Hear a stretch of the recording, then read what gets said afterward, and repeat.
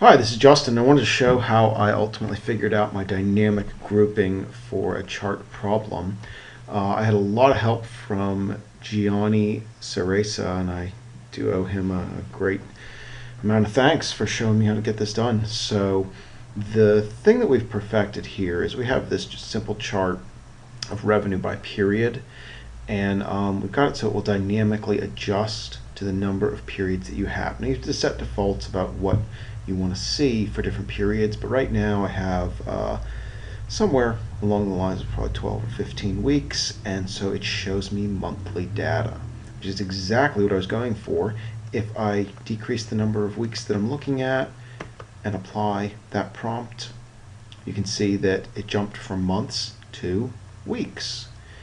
If I decrease my amount of data a little bit more, I can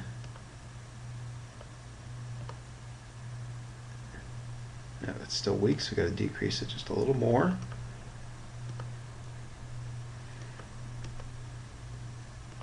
Two weeks of data. And what do I see? I see daily data. This is exactly what I was going for. I'm going to show you quickly how I did this. So on my dashboard, there were two things I needed to do. One was to create a session variable, and the other was to use that session variable. So let me show you what I did to create the session variable. In my prompt, where I chose the number of weeks, I just created a presentation variable called count_weeks. Now it's just going to be a string of whatever ends up in that field. So it could be 2011 space WEEK space 01 comma 2011 space WEEK space 02.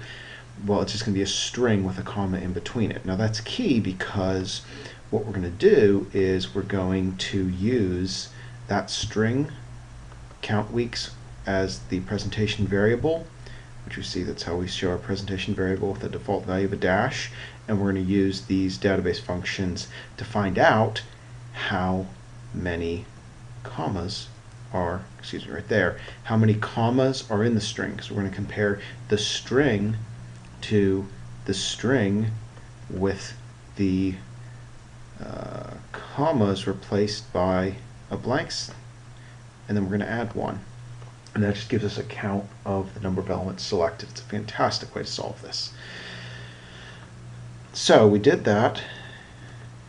And let me show you what I did in the analysis.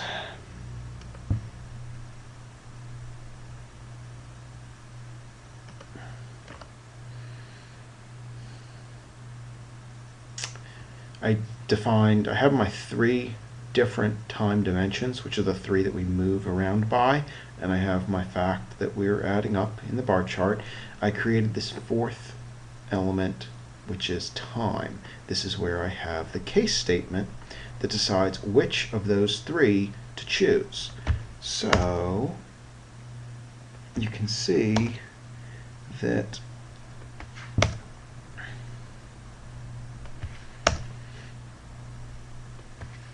so my case when this value, which gives me the number of elements, is less than or equal to 3, then show the date. When the same value right here, which is the number of weeks, is greater than or equal to 12, then show the month, else show the week. So this works great. And once you do that, then in my results, the bar chart I created is just based on time and revenue. And we can see it's pretty simple, probably what you're expecting.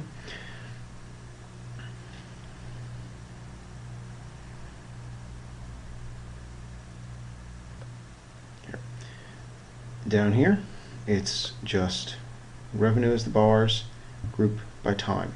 That's it. The fact that time changes based on the other presentation variable doesn't really concern this chart. It's just going to use whatever time is to group by.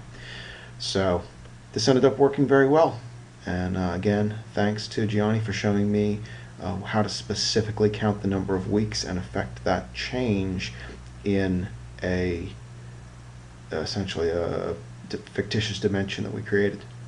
So I hope you all learned from this. Thanks.